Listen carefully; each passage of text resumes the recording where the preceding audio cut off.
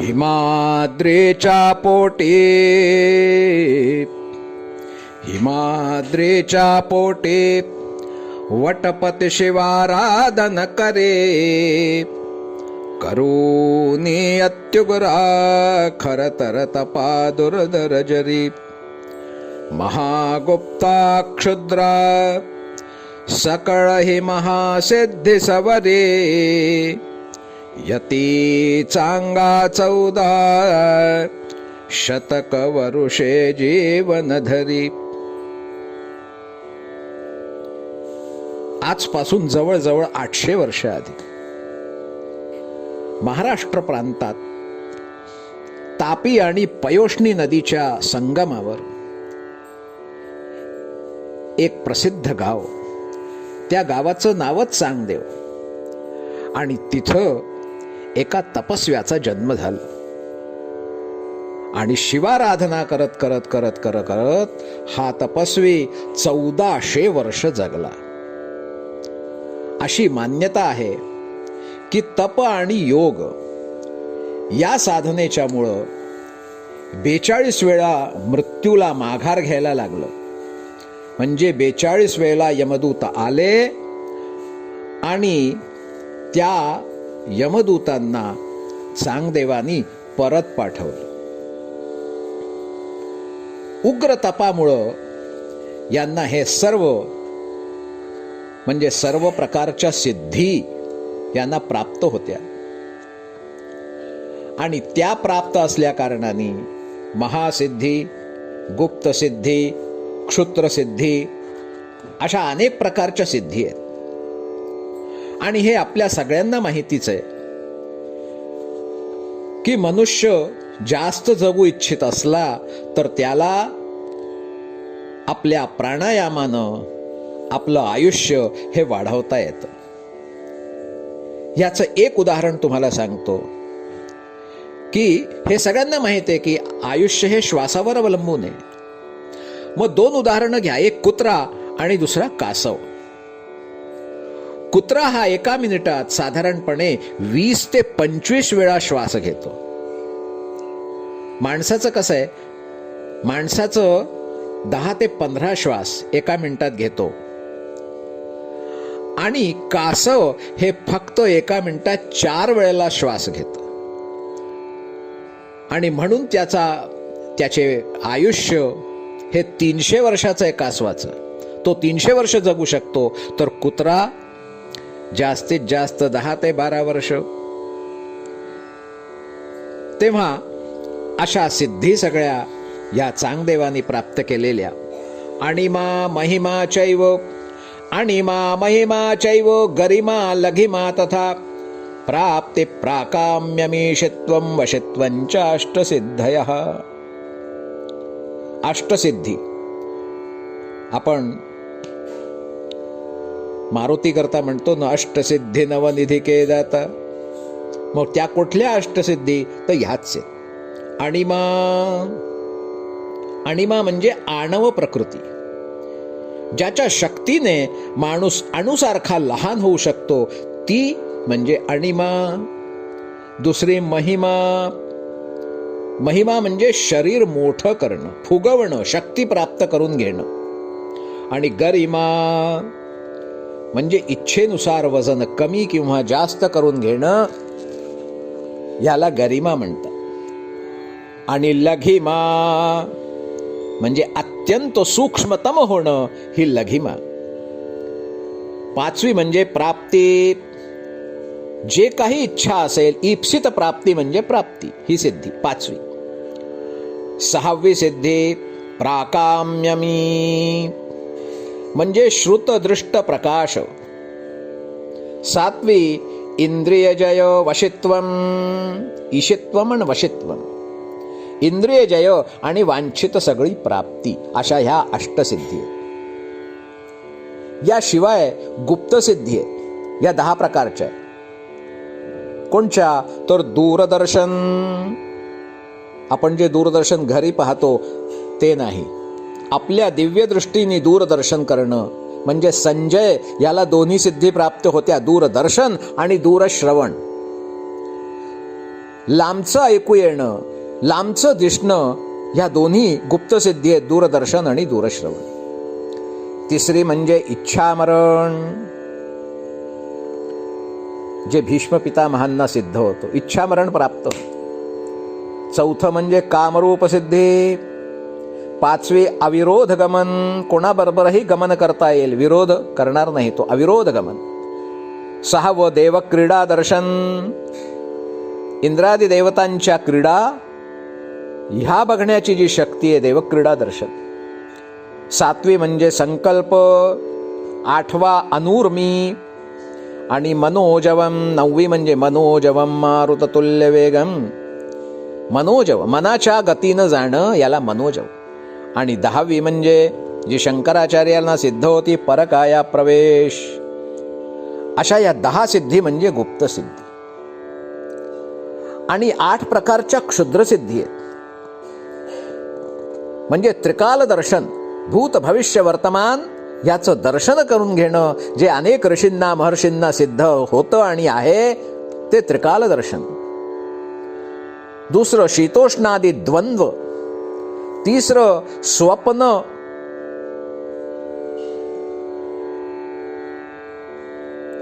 चौथं मनोदर्शन.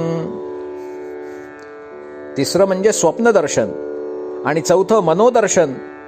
पाचवं अग्निस्तंभन, अग्नीला स्तंभित करणं. वायुस्तंभन, अक्षय विजय, अशा या क्षुद्र सिद्धी आहेत. अशा सर्व सिद्धी मिळवून शिष्यांसह कदली वनात आश्रमात राहत असे. आणि असे हे तपस्वी योगी योगसिद्धीच्या प्रभावानं त्या क्षेत्रातील लोक यांचे दर्शन घेण्यास आणि कृपाप्रसाद प्राप्त करून घेण्यासाठी येत असत. योगबलाच्या प्रभावानं यांनी अनेक चमत्कार करायला सुरुवात केली. अनेक लोक असे पाहण्यात येतात की ज्यांना काही सिद्ध प्राप्त झाल्या असतील, ते आदर सन्मान मिळवण्यासाठी लोकेशना ज्याला म्हणतात, चमत्कार दाखवतात. आणि तसाच काही प्रकार चांगदेव महाराजांनाही सुरुवात केला. आणि त्यांना काय केलं, त्या क्षेत्रातील मेलेल्या लोकांना जिवंत करायला लागले. आणि याची ख्याती अशी पसरली की त्या आश्रमाच्या जवळपासचे लोक शव घेऊन तिथं यायला लागले आणि आश्रमाच्या बाहेर ती शव ठेवायची. चांगदेव महाराज योग साधनेतून जागृत झाले की तिथं ठेवलेल्या सर्व प्रेतांना जागृत करायचं. काही दिवस हा क्रम म्हणजे हा चमत्कार चालू राहिला. आणि त्याच वेळेला काय झालं, एक दिवशी सहज पातले, हाय, एक दिवशी सहज पातले, बहीण भाऊ ते 3, आश्रमस्थ शव राशी पाहुनी, म्हणती योग्याहीन रे ते, सिद्धीस राबविणे, जन्मते उगाची चालविणे रे ते, सिद्धीस राबविणे.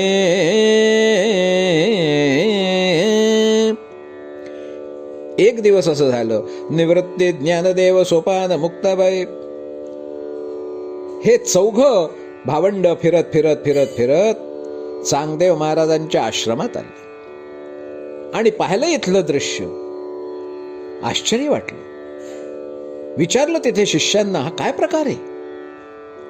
तेव्हा त्या तिथल्या शिष्यांनी आश्रमातल्या चांगदेव महाराज जागृत झाल्यावर, म्हणजे साधनेतून निवृत्त झाल्यानंतर काय चमत्कार करतात, तो सगळा सर्व वृत्तांत सांगितला.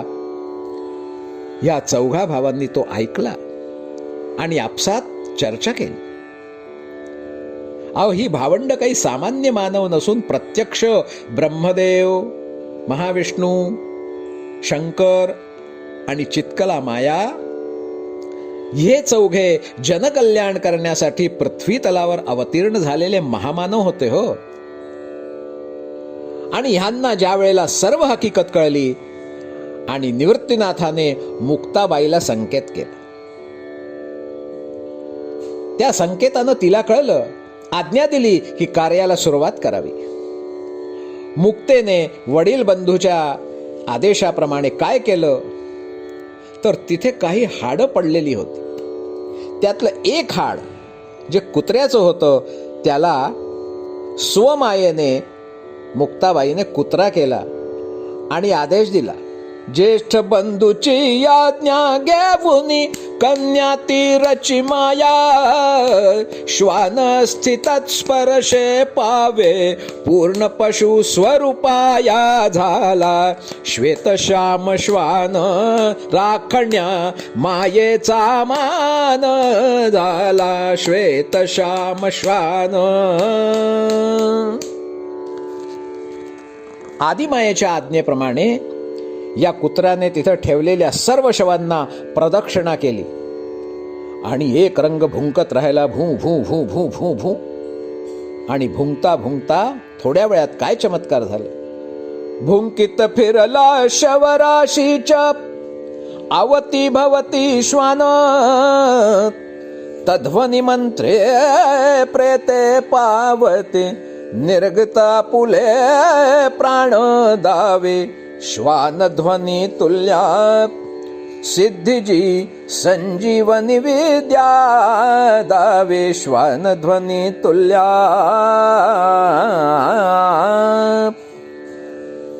हा भुंकत भुंकत भुंकत त्या शवराशीच्या अवतीभवती फिरला आणि भुंकत राहिल्याने त्या ध्वनी मंत्रानं प्रेत पावती निर्गत अपुले प्राण दावे. श्वान ध्वनी तुल्या सिद्धिजी संजीवनी विद्या. सर्व शव उठून उभे राहिले. तिथला सगळा चमत्कार पाहून शिष्य आश्चर्यचकित झाले. त्यांनी आपल्या गुरु योगीराज वटेश्वर चांगदेवाचा प्रताप पाहिला होता, पण ह्या कुत्र्याचा प्रभाव पाहिला आणि त्यांना पटलं की हा चमत्कार ह्या मुलांचाच आहे.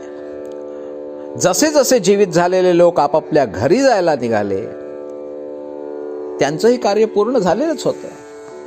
हे चौघे पण तिथून निघाले आणि काही वेळानंतर चांगदेव महाराज योग साधनेतून जागृत झाले आणि जसेच बाहेर आले त्यांना तिथं एकही शव दिसलं नाही. आता त्यांनी आपल्या शिष्यांना विचारलं की काय हे काय, कुणाचीही मृत्यू झाली नाही इतक्या वेळात.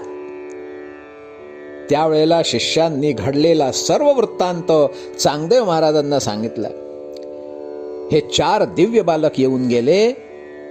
चांगदेवांना वाटलं आश्चर्य की मी 1400 वर्ष तप करून जे सामर्थ्य मिळवू शकलो नाही ते सामर्थ्य या लहान बालकांना कसं प्राप्त झालं.